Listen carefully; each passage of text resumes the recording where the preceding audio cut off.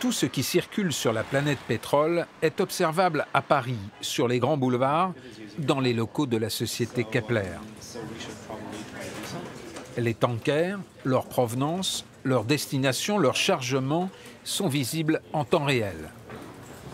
Bienvenue dans le nouveau monde, celui des satellites, des datas et des algorithmes.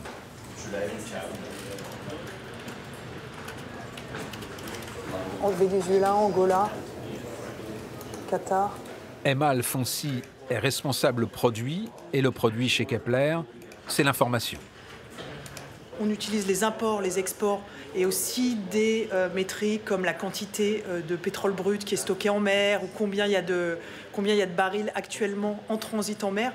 Ça n'est qu'une approche pour donner un peu plus de transparence pour les acteurs du marché sur l'état actuel de l'offre et de la demande. Et ces dernières années, ce qui est observé sur les écrans de Kepler est inédit. C'est un bouleversement majeur des fondamentaux. C'est pour ça que tout le monde, personne ne sait jusqu'où ça peut aller. Ça dépend évidemment du marché et des équilibres dans les prochains mois de l'offre et de la demande. À suivre. Qu'est-ce qui a bien pu provoquer un tel séisme dans l'ordre pétrolier mondial? Un séisme que, curieusement, si peu d'experts avaient prévu. Ouais, salut Marco, ça va? Alexandre Andlauer est un analyste du marché pétrolier. Il y a Kepler qui a sorti les chiffres comme quoi les exportations en Arabie Saoudite ont un peu monté et que le Venezuela continue de baisser. Donc je pense que c'est ça qui a aussi un peu joué. Ouais, à peu près 100 000 barils par mois. Donc je pense que c'est ça qui soutient pour l'instant. En septembre 2012, il commence tout juste sa carrière et publie une étude choc, la chute prochaine du cours du baril de pétrole.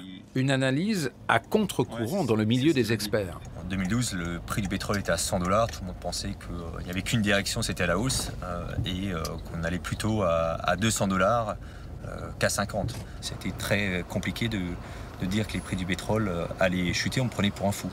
Merci beaucoup monsieur, au revoir.